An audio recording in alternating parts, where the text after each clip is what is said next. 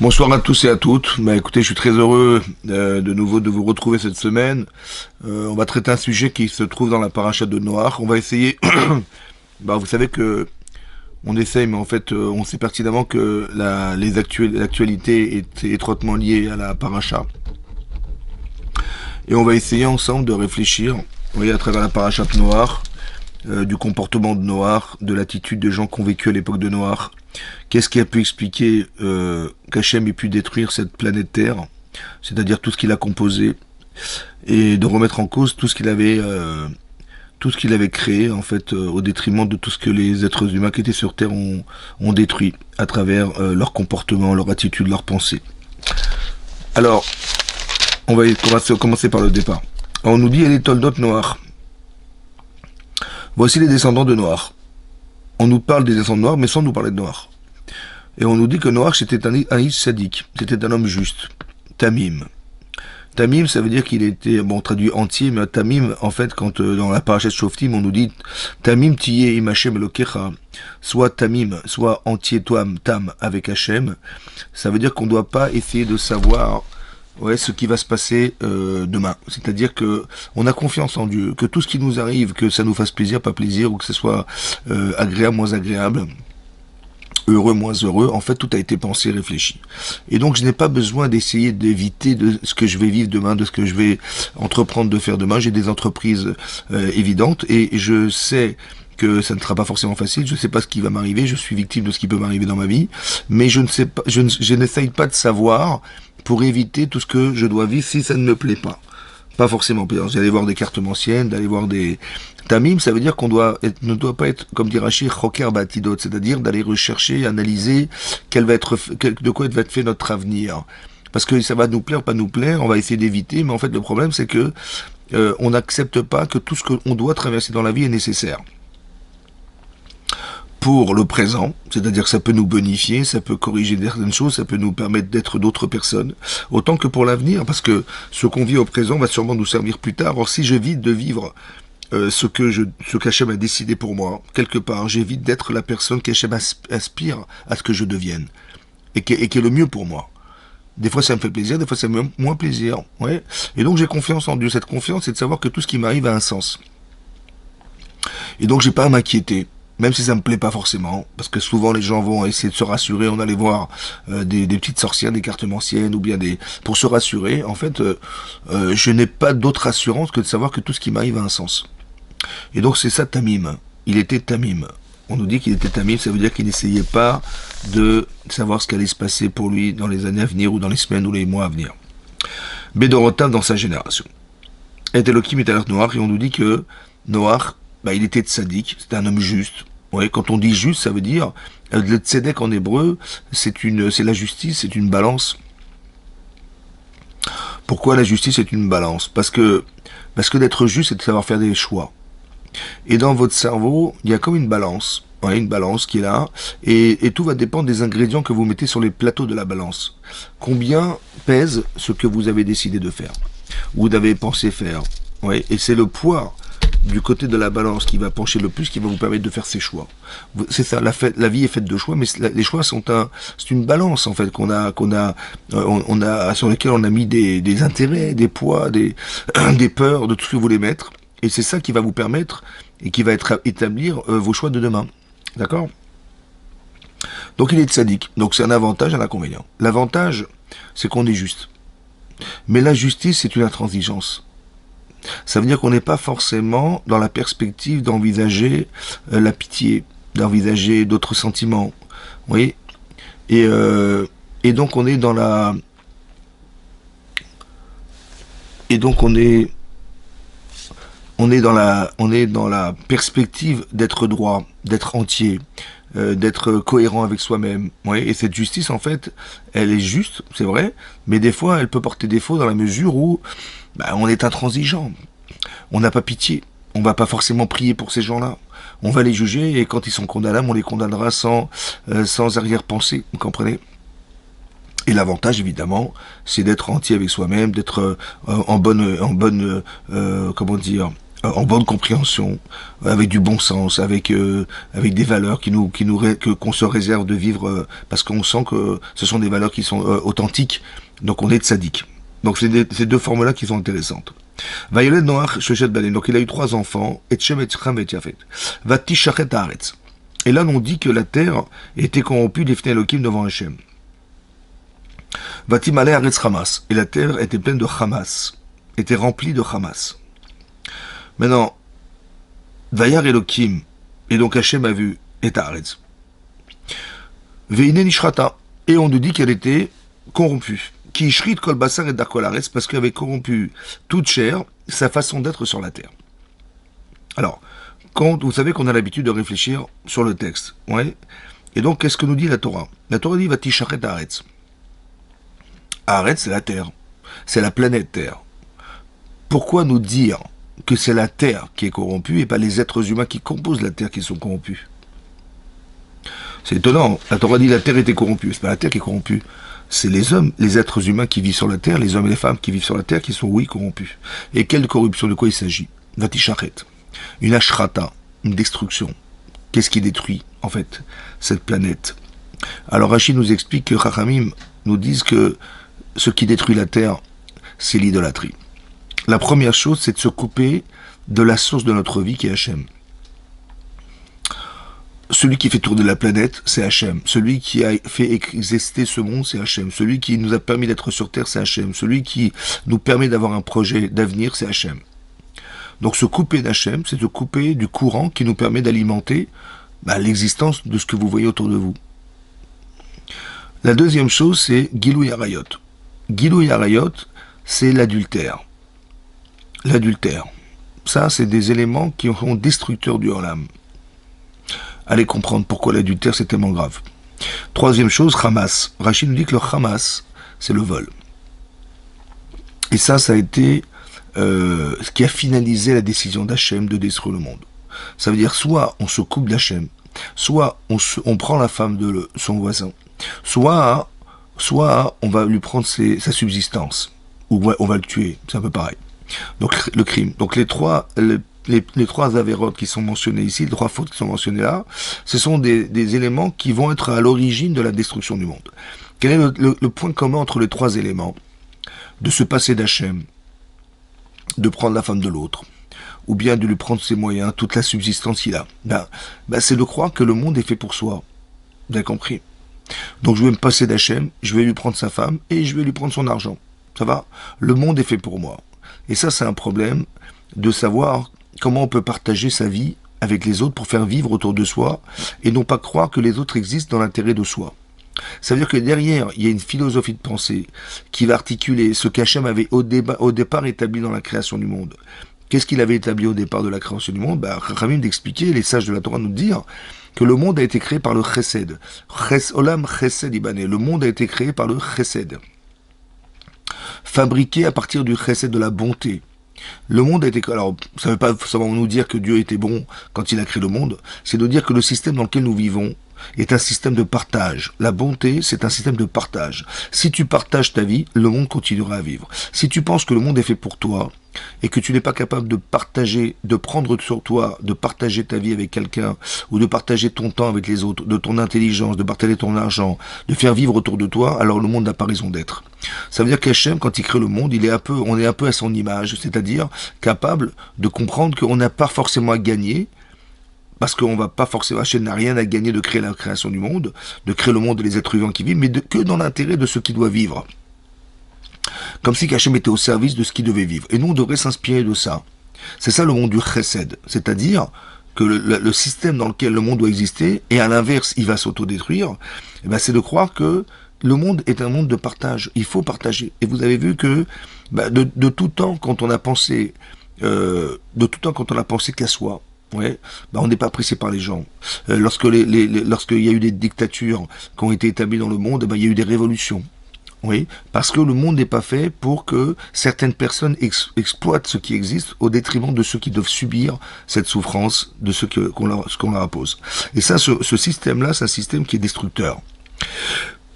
Comment expliquer l'adultère? Alors, Pourquoi c'est tellement grave? L'adultère, ici, ça fait partie des éléments qui ont été destructeurs du monde. Oui, l'adultère.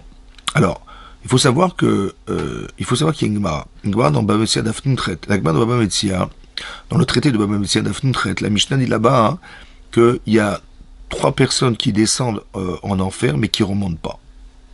Ouais, ils descendent, ils ne remontent pas. Shlosha, chez Yordim, Ben Amolim, ils descendent, ils ne remontent pas. Et ces gens-là, c'est qui? De qui il s'agit? Il y a 3 catégories de personnes, des gens qui vont faire honte à son prochain. Malbim Teravero, ça veut dire qu'ils vont lui faire blanchir le visage. Ça veut dire que le sang ne circule plus dans le visage. Blanchir. Il y a celui qui va nommer quelqu'un par un surnom qui est très très désobligeant. Quinouille, c'est-à-dire qu'il est mécané, ça veut dire qu'il va donner un surnom il va dire toujours l'idiot, l'abruti, voilà, on le connaît, c'est lui. Et celui-là aussi, il perd sa part au monde futur. Et aussi celui qui pratique l'adultère. D'accord, qui va avoir une relation avec une femme mariée. Celui-là hein, aussi, ou celle-ci aussi, elle va perdre son monde futur. C'est-à-dire descendre et pas monter. Le Maharal de Prague sur la Gemara, il explique qu'il y a 2 choses à savoir. Il y a un mauvais penchant, le mauvais penchant qui est d'ordre matériel. Ouais. Ça peut être l'argent, ça peut être, je sais pas moi, le plaisir de ce monde. Bon, bah et on se perd de ça, on se perd. Donc on n'étudie plus la Torah, on croit plus en Dieu. Et c'est souvent comme ça, les gens qui ont des intérêts personnels dans l'exploitation de ce monde, bah, ils vont occulter l'existence d'Hachem. Bah, c'est logique, parce que bah, si je veux me faire plaisir, il faut pas que je sois assujetti à n'importe quelle loi et n'importe qui. Donc si de croire en Dieu, ça m'empêche d'exister dans les plaisirs que je veux exercer dans ce monde-là, bah, je préfère ne pas croire qu'il existe. Et donc ça veut dire que l'athéisme, quelque part, c'est une manière de se débarrasser d'un joug, ouais, d'une loi, d'Hachem, de quelqu'un de Hachem, Dieu qui est là au-dessus, qui va m'imposer des lois et qui a des règles, et moi ça m'intéresse pas. Et donc la personne, intellectuellement, elle va préférer occulter son existence que d'accepter les lois et les règles qui s'imposent pour exister. Parce que lui, son intérêt, c'est d'exploiter ce monde et pas autre chose. Et donc le parti pris qu'il a, bah, l'empêche d'eux. Ça peut être ça, ça veut dire que c'est des plaisirs. Il y a autre chose. Et qui est plus important, c'est l'aspect psychique. C'est-à-dire que lorsqu'on fait honte à quelqu'un, il est en pleine forme. Physiquement, il est en pleine forme. Le problème, c'est qu'intérieurement, il est mortifié. C'est-à-dire qu'on l'a humilié. Vous comprenez? On a détruit sa conscience. Ça va? On l'a démontré en lui faisant honte qu'il ne valait rien. C'est une petite mort quelque part. Alors physiquement, il est vivant, mais demandez-lui de prendre l'initiative, demandez-lui d'entreprendre, il peut pas, il peut plus, parce qu'on a détruit quelque part quelque chose qui est divin, qui s'appelle le nefesh, la conscience humaine.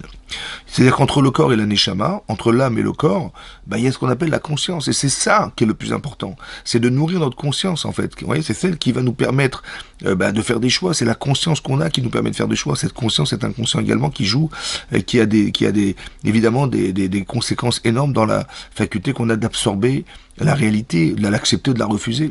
D'accord? La conscience. Donc quand je détruis cette conscience, c'est beaucoup plus grave. Autant que quand je donne un surnom. La Gemara dit, mais donner un surnom et faire honte, c'est pareil. La Gemara expliquait, non, celui qui subit en fait cet affront, il est habitué. Vous savez, il est habitué. On le traite d'idiot, on le traite de nul, on le traite de... Bon, il s'est habitué, il est l'abruti du village, il le sait, voilà, ça a toujours été reconnu, il le sait. Seulement, celui qui lui dit qu'il est bête, il veut le détruire en fait, il veut l'écraser, il veut l'empêcher de vivre. Ça va? Et ben ça, c'est ça qui est grave. C'est de vouloir faire que la différence entre faire honte à quelqu'un, c'est de subir la honte, et de celui qui la provoque aussi, c'est très grave. Et la troisième chose, c'est l'adultère. Donc il demande l'adultère, il demande le Maharal, il dit mais l'adultère, bah c'est une relation intéressée. On est plus dans la séduction que dans le fond, ouais, dans ce qui est psychique. Alors il explique comme ça. En fait, il dit que, en fait, il y a une Gemara connue dans Sota d'Afbet qui dit que 40 jours avant la conception d'un garçon, on dit Bat Ploni les Ploni. Bat Ploni, la fille d'un tel monsieur, eh ben c'est la future femme de cet homme. Voilà. Et donc il y a comme ce qu'on appelle le mazal, c'est-à-dire qu'une femme est réservée à un homme. D'accord? Ça veut dire que ça fait partie du projet divin. Avant même la naissance de ce garçon, avant même l'apparition de ce garçon dans le monde, eh ben la Neshama qui était dans le ciel, elle était masculine, féminine. On a simplement détaché sa partie masculine pour la retrouver le jour de son mariage. Et cette femme aussi, ouais, elle est en recherche de son mari parce qu'on l'a un jour détaché spirituellement de son mari, de sa partie, cette âme masculine qui composait l'âme en fait. Et donc, qu'est-ce qui va se passer? Donc cette âme, elle va devoir venir sur Terre, diviser en deux, pour pouvoir retrouver son âme sœur et exister avec son âme sœur. Et retrouver en fait ce qu'on a détaché de l'homme, de Adam. Maintenant, cette expérience de vie, en fait, c'est le même schéma en fait qu'Hachem a réalisé, parce que vous savez que quand Hachem crée Adam, au départ de la création du monde, on traduit Adam par l'homme, mais ce n'est pas l'homme. Adam, c'est la composition d'un être masculin-féminin. Comme ça, on explique dans Rashi, là-bas, Rashi nous ramène, c'est une dans Hérouvine aussi, c'est un midrash, qui dit que, au départ de la création de l'homme, c'était un être masculin-féminin. Et on a détaché la partie féminine, ouais, et tout à coup, cet homme s'appelle Ish, et cette femme s'appelle Isha, qui met Ish Lukachazot, parce que de l'homme, elle a été prise. Il n'a pas changé son nom, en fait. Il savait qu'au départ, il était Adam, et Adam est la composition des deux êtres, et c'est ce qu'il faut obtenir dans sa vie, d'être un être masculin-féminin, c'est-à-dire c'est un objectif en soi. Lorsqu'on est un homme, c'est d'arriver à s'acclimater au féminin, de devenir féminin, entre guillemets, ça veut dire d'avoir la sensibilité féminine, donc et une femme, elle doit s'acclimater à la logique et à la sensibilité masculine. Ouais, quand une femme réagit aux besoins de son mari, quand un homme réagit instantanément aux besoins de son épouse, il est masculin-féminin. Parce que s'il reste masculin, sa femme va souffrir d'être avec un homme qui ne la comprend pas. Et si une femme reste féminine, elle va souffrir de voir que son mari, ou lui va souffrir de voir que sa femme ne le comprend pas. D'accord? Parce qu'on ne s'acclimate pas à la personne avec qui on vit. Et donc, qu'est-ce qui va se passer? Maintenant, si il y a eu adultère, cette femme est interdite à son mari, pas pour un jour, ni pour 3 jours, ni pour une semaine, ni un mois, ni 10 ans, ni 20 ans, ni 50 ans, pour l'éternité. Ça veut dire que si elle a fait un acte adultère qui a été reconnu par témoin, elle est interdite à son mari. Maintenant, si elle fait teshuva, elle regrette, elle avait fait une bêtise, elle aime son mari, mais elle a eu une expérience extra-conjugale, etc., etc., eh ben, malheureusement, elle ne pourra pas récupérer son mari. Donc, celui qui a été la séduire, il a provoqué ce divorce, et elle qui a accepté d'être séduite, ou alors elle a été cherchée, je ne sais pas, en tout cas, il en reste que ce couple, en fait, il va divorcer. On dit, bon, il va divorcer, ça arrive, hein, c'est comme ça. Des expériences de vie qui arrivent. Le problème, il n'est pas là. Le problème, c'est qu'il y avait une neshama au départ. Cette neshama, elle était masculine, féminine. Or, si maintenant, cette femme, elle trompe son mari, alors elle s'interdit à son mari, elle s'interdit à sa partie masculine, pour l'éternité. Ça veut dire que cette neshama a été coupée en deux pour l'éternité. Le projet divin du départ a été annihilé parce que, voilà, c'est ça l'adultère, vous comprenez? C'est ça. Ça veut dire que quand on nous dit dans la Torah qu'on a créé l'homme à l'image de Dieu, ouais, Betselem, Bitmuto, Betselem, Elokim Baroto, c'est quoi ce mout, c'est quoi cette forme? Dieu n'a pas de forme. En fait, il faut avoir une forme qui ressemble à Hachem. Et Rachid expliquait que le Tselem Elokim, l'image d'Hachem, c'est la capacité qu'on nous avons, les avin ou les askil, de penser et d'analyser la situation de vie.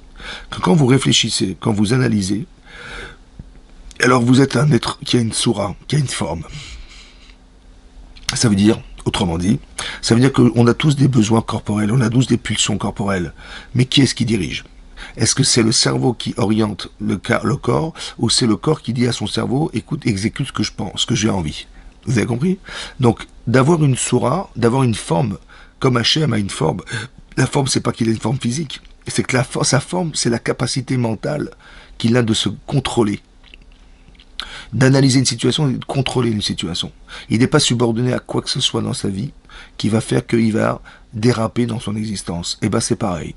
Nous, on doit avoir une capacité mentale assez forte et assez émotionnelle pour contrôler des choses ou des événements ou des situations ou des sensibilités ou des pulsions qui vont nous empêcher d'être des humains. Ça va? C'est ça le Tselem Elohim. Dieu n'a pas d'image. L'image, c'est d'avoir une capacité de penser.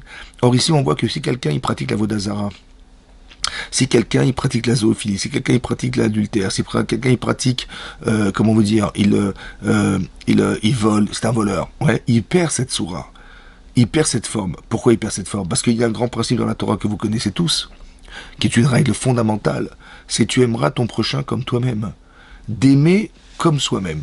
Bon, alors évidemment qu'on a du mal à comprendre parce que d'aimer comme soi-même c'est difficile. Comment je vais aimer comme je m'aime moi-même? Alors l'idée c'est la suivante.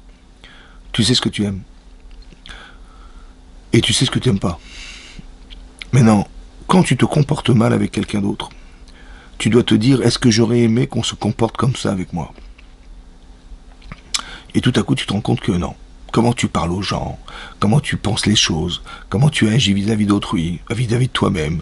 Est-ce que c'est un comportement qui a une forme? Est-ce que ça paraît du bon sens? Ouais. Alors je me dis, bah, finalement, est-ce que j'aurais aimé qu'on se comporte comme ça avec moi? Bah non. Alors si tu sais que tu n'aurais pas supporté qu'on se comporte comme ça avec toi, donc tu sais comment tu aurais aimé qu'on se comporte avec toi.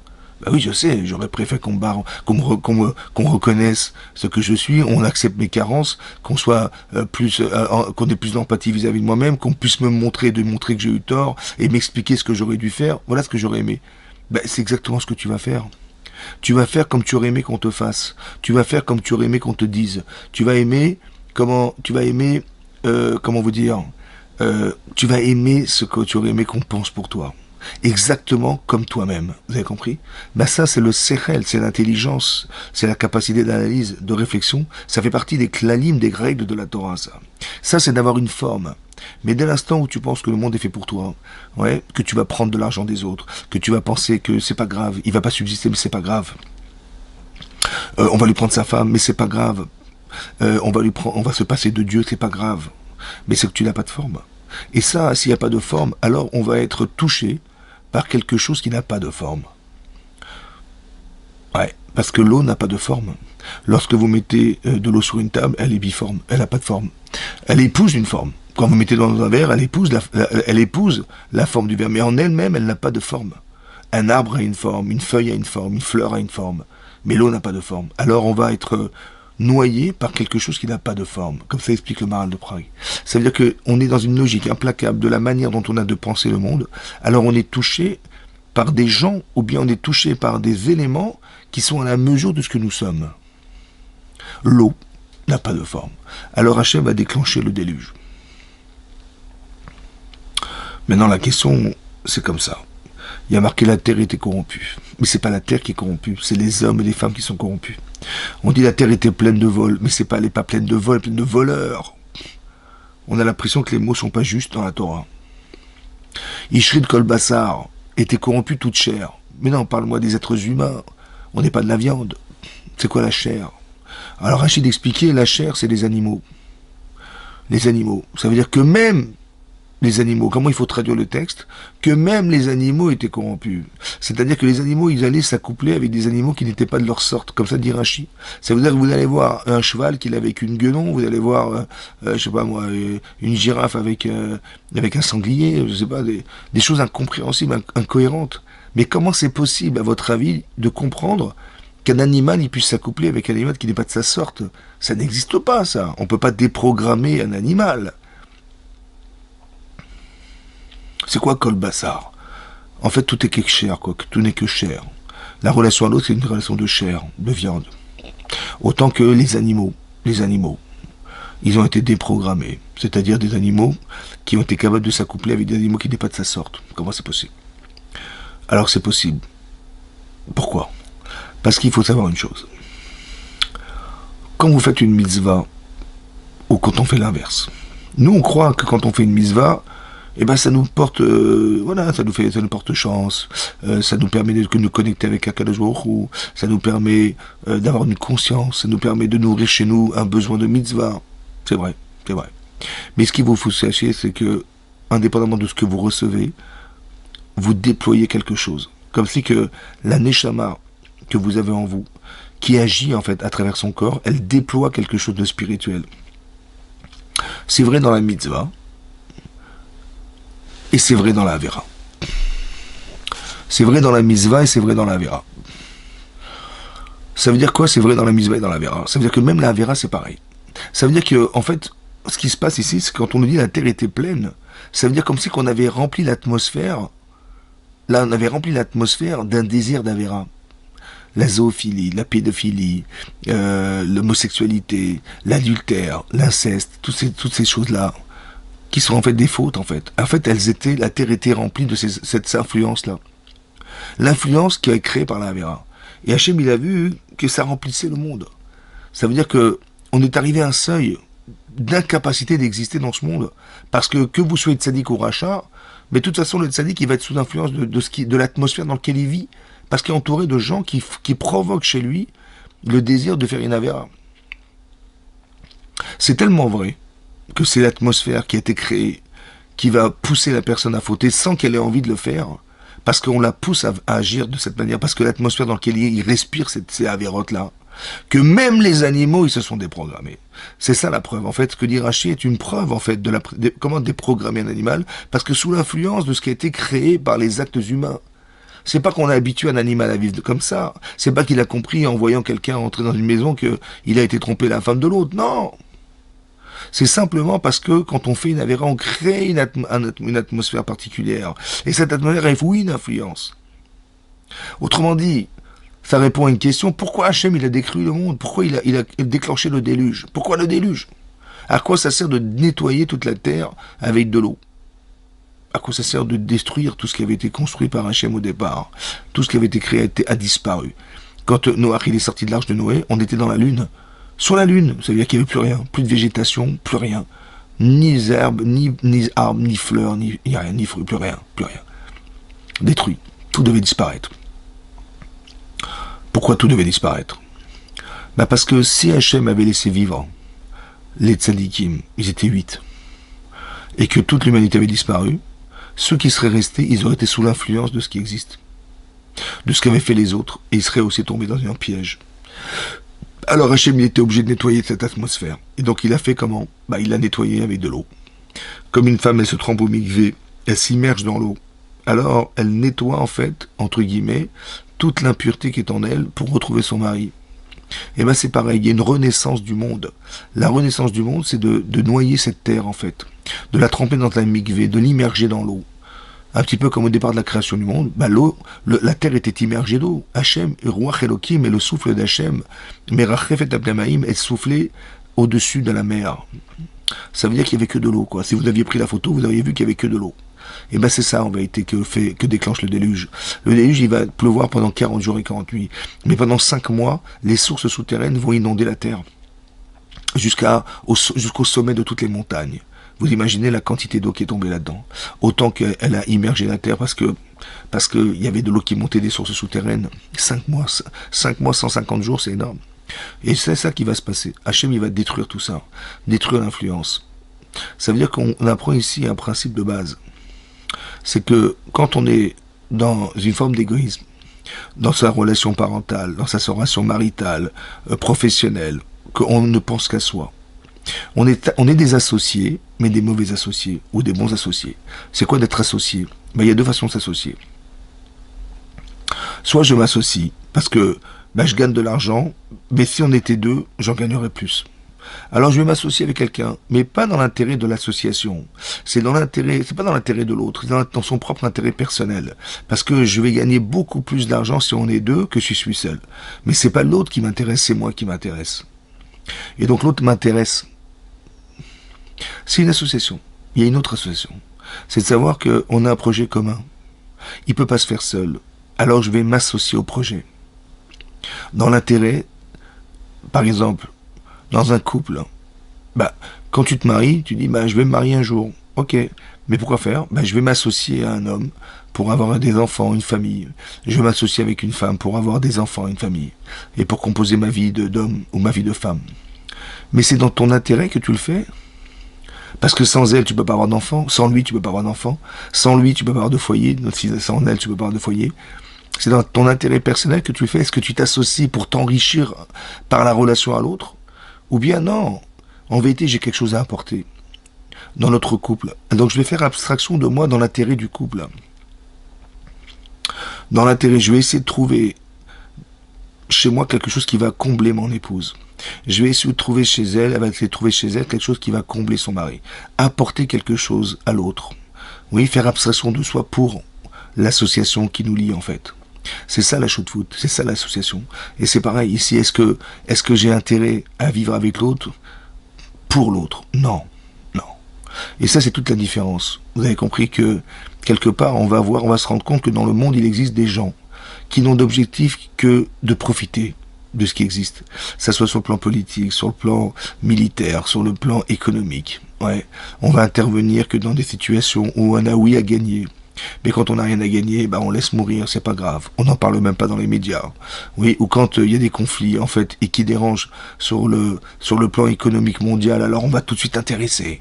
Parce qu'on est dans une plateforme dans laquelle, s'il y a des conflits, ça va déclencher des guerres qui vont arriver à déstabiliser l'économie mondiale.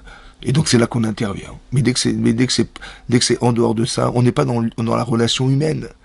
On n'est pas associé à intervenir dans le monde pour une relation humaine, mais pour une relation d'intérêt financier, physique, politique.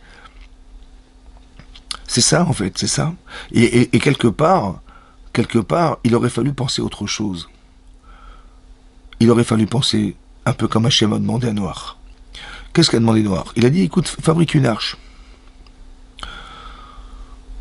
Et tu vas dire aux gens que si ça continue comme ça, alors je détruirai le monde. Il a répété pendant 120 ans, il leur a dit, vous savez, arrêtez de faire des bêtises, concentrez-vous sur ce que vous devez être, etc. Mais finalement, il a pu sauver que sa famille. Il n'a pas pu sauver le monde. Alors qu'il avait 120 années pour le faire. Et ça n'a pas fonctionné. Il n'y a pas une seule personne qui est montée dans l'arche de Noé en dehors de ses enfants, ses belles-filles et sa femme. Personne. Personne. C'est incroyable. Comment ça se fait?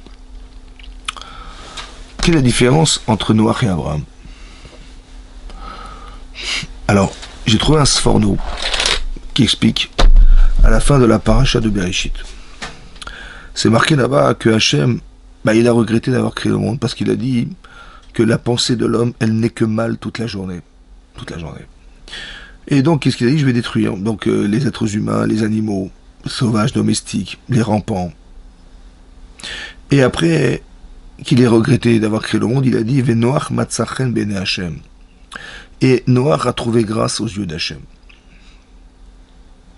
Et donc, il s'est reposé sur un homme. À lui tout seul, il va permettre à ce monde de continuer à exister à lui tout seul. Mais là-bas, le Sforno écrit, je vais vous lire ce qu'il écrit, le Sforno. Il dit Venoach matzachen. L'atzil gam benav ou benotav ou bnebeto. Il a trouvé du chen, il a trouvé grâce à Hachem, simplement pour sauver ses enfants, ses filles et les membres de sa famille. Dilo mipne shayar ou lekar. Pas qu'il était apte à pouvoir le faire. Aval al-tzad chanina. C'est quoi chen? C'est chanina, ça veut dire comme va être Hanan et Hachem. Il a supplié à Moshe Rabbeinu Hachem de rentrer. Mais Rachid expliquait que chanina, ça vient de chinam, gratuitement. En fait, Hachem, il lui a fait un acte de bonté gratuit.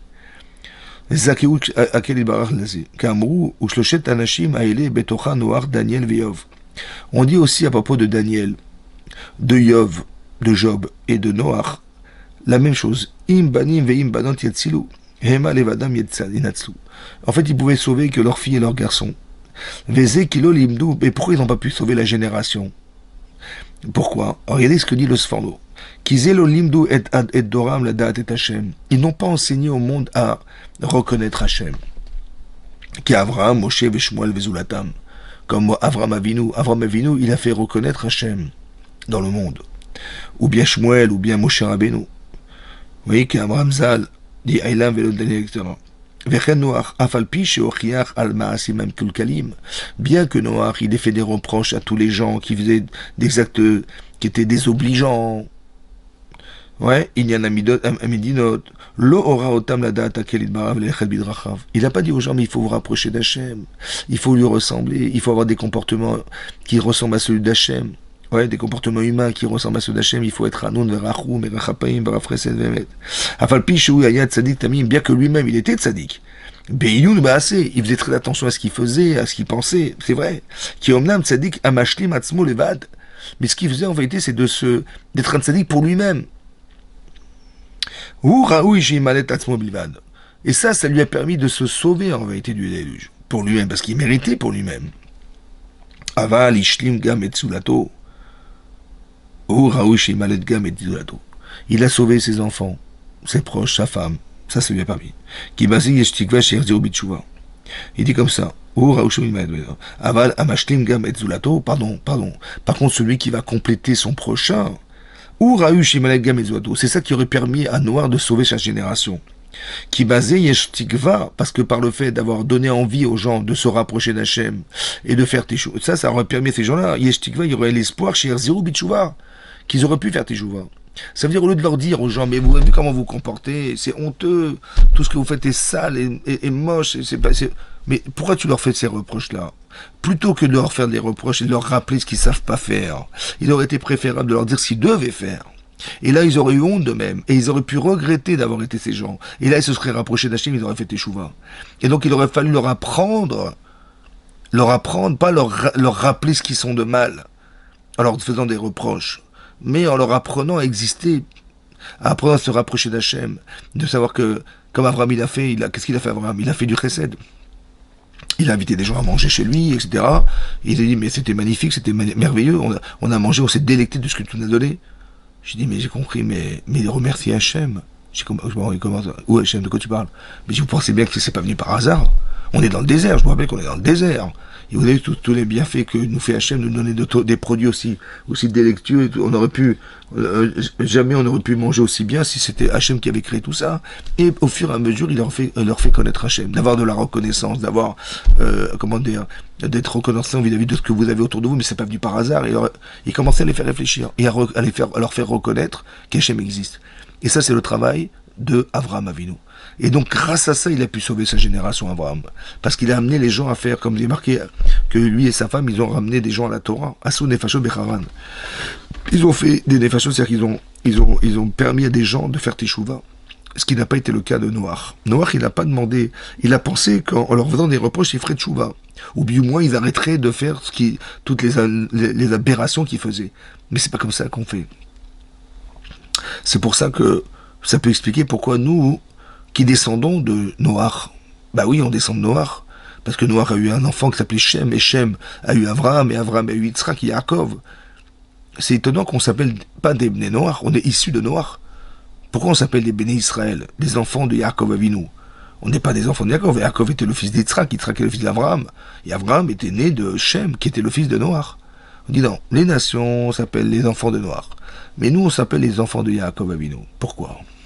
Parce qu'il y a une différence fondamentale entre la Torah de Yaakov et la Torah de Noach. La Torah de Noach, c'est de dire, écoute, tu dois te parfaire. Grâce à la Torah, tu vas devenir un être exceptionnel, grâce à la Torah. Maintenant, chacun se débrouille. J'ai pas pour vocation d'aller apprendre aux gens ce qu'ils doivent faire. Par contre, quand ça va pas, je leur dis. Ça, c'est la Torah de Noach. Non, nous, la Torah, c'est pas ça. La Torah, c'est un remède. C'est-à-dire que dans la Torah, il y a quelque chose qui t'amènera à positiver ton existence. Il y a des gens qui ne sont pas capables d'exprimer du positif. Ils savent exactement vous dire ce qui ne va pas, mais ils sont incapables de vous dire ce qu'on peut faire.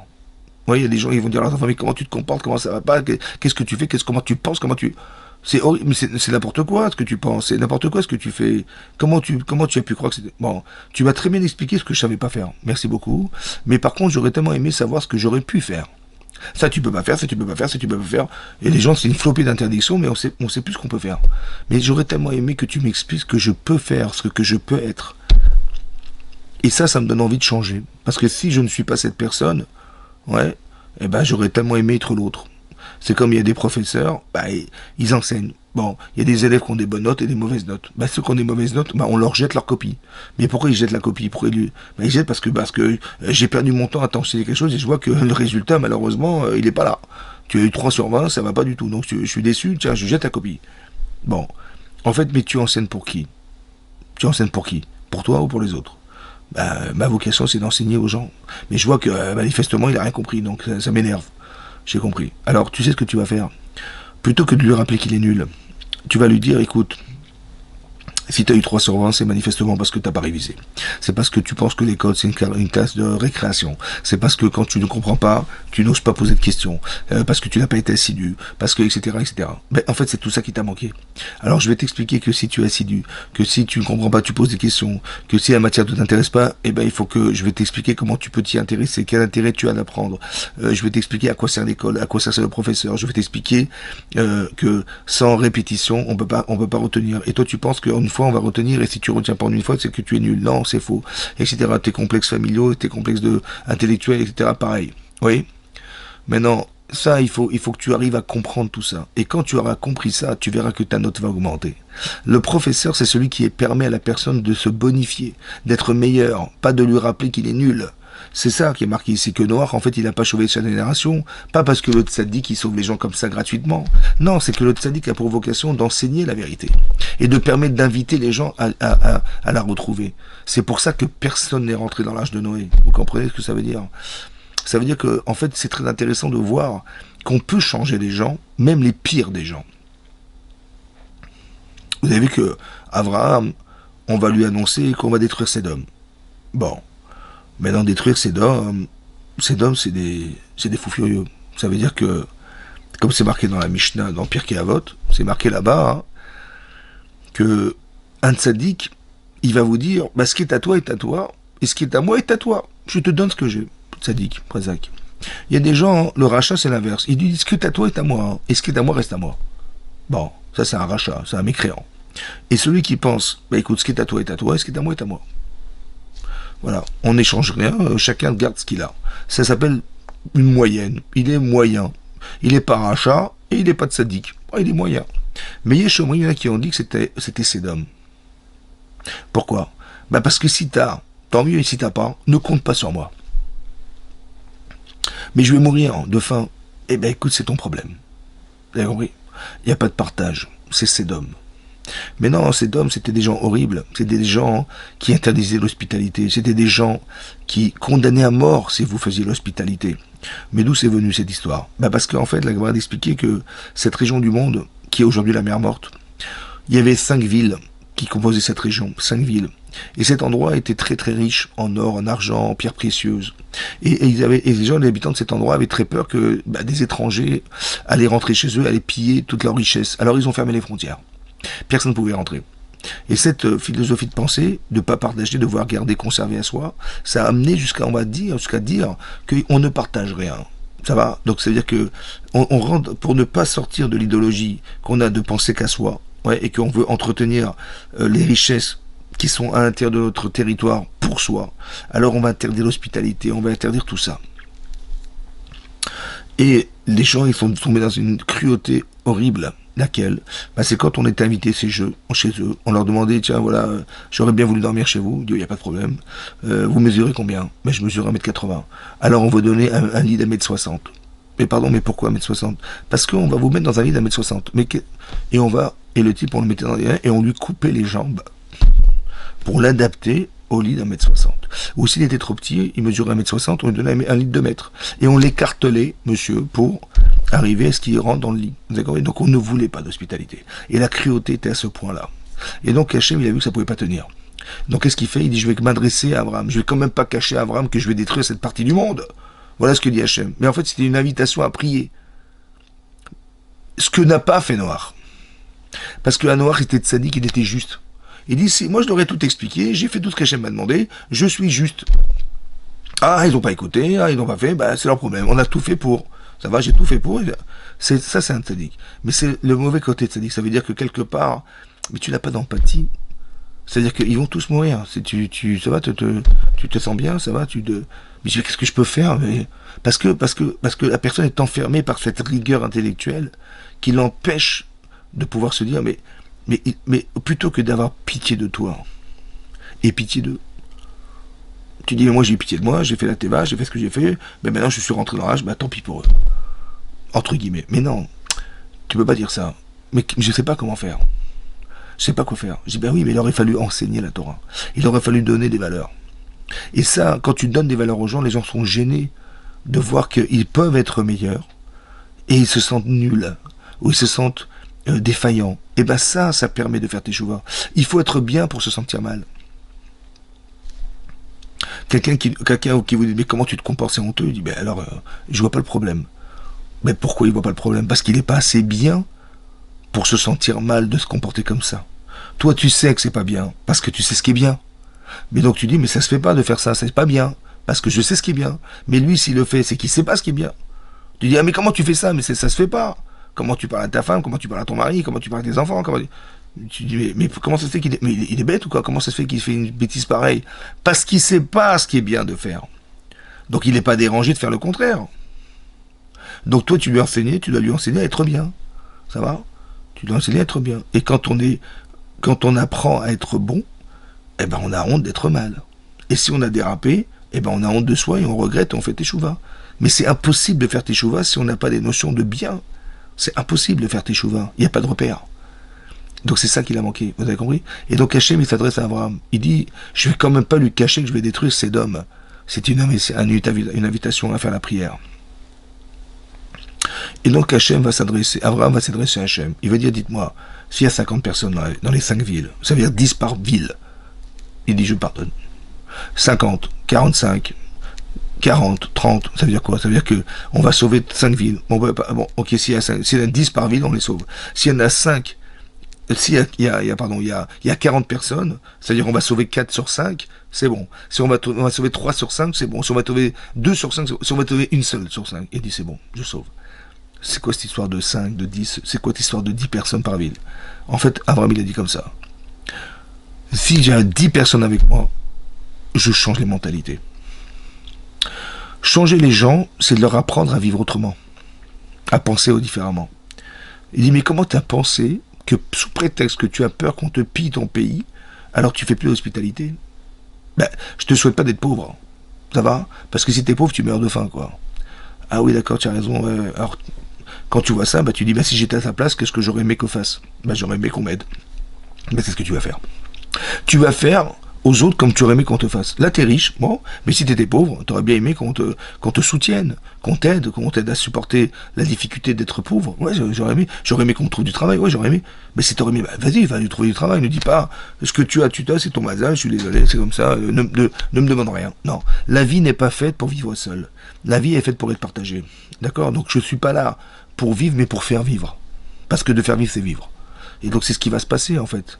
Et ça c'est Abraham. C'est quoi Abraham? Abraham c'est de dire mais le rachat, il n'existe pas.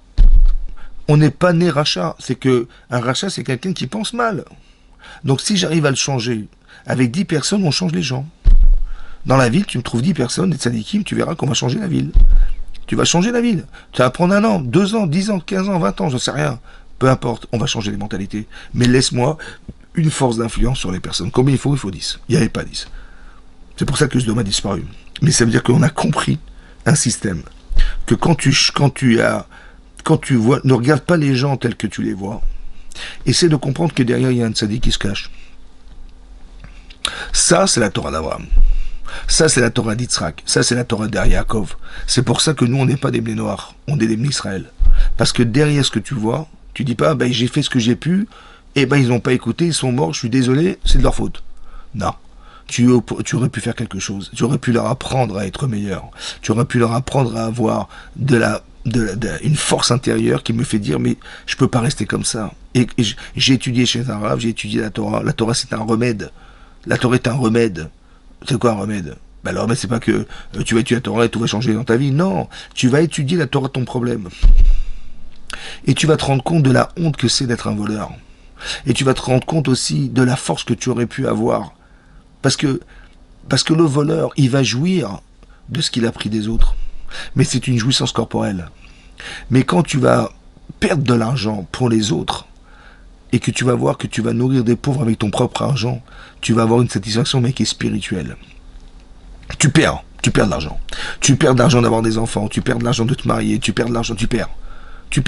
Mais la satisfaction, elle est spirituelle. Tu as perdu de l'argent, mais une femme, elle va coucher dans la douleur, elle a perdu d'avoir très très mal, mais elle va s'attacher à l'enfant, parce que c'est le prix de sa douleur. Vous avez compris? Donc tu dis, mais non, mais moi, si ça me coûte de l'argent, je veux pas, moi. Si ça me fait mal, je veux pas avoir d'enfant, ça m'intéresse pas. Bon, tu as gagné physiquement, tu t'es pas fait mal. Mais d'un autre côté, la douleur, elle a permis d'avoir conscience de la valeur de ce que vaut ce que tu vas avoir. Parce que ça m'a coûté d'avoir mal. Et ben, je vais m'attacher au prix de ce que ça m'a coûté. C'est-à-dire l'enfant que j'ai eu. Tu as mis du mal à l'éduquer, mais tu t'es battu pour ça et tu as réussi quelque chose, mais la satisfaction, elle n'est pas physique. Elle est spirituelle. Alors que le voleur, il a une satisfaction, c'est vrai, mais elle est que physique. Elle est limitée au moment, c'est comme vous mangez une glace.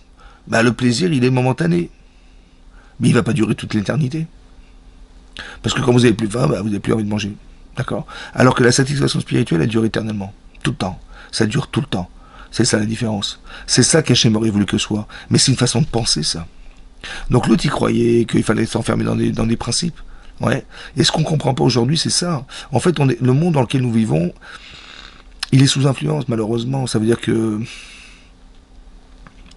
ce qui se passe en Israël actuellement,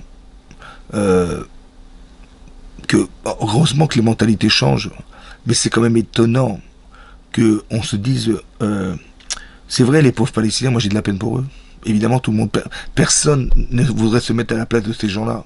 Seulement, le problème, c'est ils sont gouvernés par des barbares, par des tueurs, par des gens qui ne veulent pas construire. C'est pas des gens ils veulent tuer, ils veulent endoctriner les personnes, ils veulent utiliser des êtres humains comme boucliers humains, etc., etc. Ils n'ont que derrière le désir de vivre que de mourir en fait. Parce que pour eux la vie elle est que superficielle sur terre. Et donc l'objectif c'est de mourir un jour, d'être dans le monde futur. J'ai compris. Alors pourquoi Dieu t'a tué alors? Pourquoi Dieu t'a fait vivre alors? Pourquoi tu es sur terre? Puisque de toute façon l'objectif c'était pas là, de pas être là. Il fallait pas venir ici. Donc si t'es venu là c'est l'inverse. C'est ce que dit les Pirkei Avot. Que Yafa Sha'achat, elle est belle. Il est beau cet instant de vie dans le monde de Torah Maasim Tovim, plus que toute la vie future. C'est l'inverse. Il n'y a que sur la terre que tu pourras t'aguerrir. Il n'y a que sur la terre que tu pourras atteindre ton monde futur. Et cet instant-là, il vaut des milliards. Il vaut plus que le monde futur, parce que après, c'est trop tard, c'est fini, tu ne peux plus évoluer. Il faut attendre que des enfants ils fassent les Louis Nishmato, l'élévation de l'âme de monsieur, madame, pour que monsieur et madame elles évoluent dans le monde futur. Mais tout se passe ici. C'est l'inverse. On veut vivre. On veut exister, on veut vivre. C'est l'inverse de la philosophie qu'on entend de ceux qui font des actes criminels aussi barbares. Parce que l'intérêt, il n'est pas commun aux autres. Il est que personnel. Vous avez compris? On veut contaminer le monde de la pensée qui est la nôtre. Mais on ne provoque pas ça. On n'oblige pas. On invite. Si t'as raison, bah invite les gens à comprendre. Ben non, on n'invite personne. Si tu écoutes ce que je te dis, c'est bon, je te tue. Mais c'est incohérent. Parce que si tu penses que tu détiens la vérité, ben justement, fais-en profiter les autres. Pourquoi tu es obligé de tuer les gens qui ne pensent pas comme toi? Vous avez compris? La loi nous fait vivre, elle ne nous tue pas la loi. La Torah nous dit Vachai Bahem. On vit par la loi. Velo Shiamud Bahem. On ne meurt pas par elle. Si quelqu'un est en danger de mort, la Torah, on apprend de ce verset, dans Parashat Harimot, qu'on transgresse la Torah. Mais la vie est plus importante que la loi. Mais c'est très profond, hein. Ça veut dire que quelqu'un qui respecte pas Shabbat, bon, c'est pas qu'il respecte pas Shabbat, c'est qu'il respecte pas le créateur de la création du monde. Puisque Hachem a défini le monde comme étant un monde créé pendant 6 jours, et le 7e jour, il a stoppé sa création. Et de faire Shabbat, c'est d'accepter que Dieu a créé le monde en 6 jours et qu'il s'est arrêté. Vous avez compris ça? Donc de respecter Shabbat, c'est ça. Mais non, la personne, elle a eu une crise cardiaque dans la rue pendant Shabbat. Et d'un autre côté, si je transgresse Shabbat, je vais transgresser l'existence du Créateur. Entre l'existence du Créateur et monsieur un tel qui a une crise cardiaque ou madame un tel, je suis désolé, il n'y a pas photo. Et Hachem, il dit, laisse tomber, oublie-moi. Oublie-moi. Sauve-lui sa vie. Ça va? Transgresse la loi pour moi, c'est pas grave. Pour peu que vive. On voit dans la Torah le contraire. C'est que la vie n'est jamais subordonnée à la loi. La loi n'est pas prioritaire. La loi nous fait vivre. Elle nous équilibre. Elle nous distingue. Mais elle ne nous tue pas. Donc depuis quand tu veux te tuer sous prétexte de respecter la loi? Vous avez compris? C'est ça. Et là, malheureusement, au lieu de faire l'amalgame et de mettre en avant le fait qu'il y a des gens qui souffrent, mais ils souffrent parce qu'ils sont tombés dans cette dictature, on les utilise malheureusement.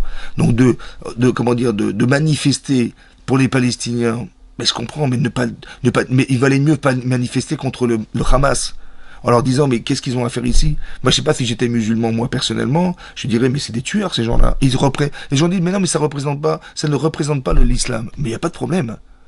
Il n'y a pas de problème. Et je suis d'accord à 100% avec toi. Parce qu'on n'est pas des criminels. T'as raison. Alors va te battre contre ces gens-là. Parce qu'ils détruisent l'image qu'on a des musulmans. Alors toi qui es musulman, va et fais la guerre contre ces gens-là. Ne dis pas non, ils ont raison, voilà, il faut. Mais j'ai compris, mais tu fais un amalgame entre les Palestiniens qui souffrent d'une situation qui est dramatique pour eux, et des gens qui les utilisent pour arriver à détruire les Juifs, à faire des pogroms, à faire des soi-disant la religion musulmane. Mais depuis quand tu tues les gens sous prétexte de religion? Depuis quand?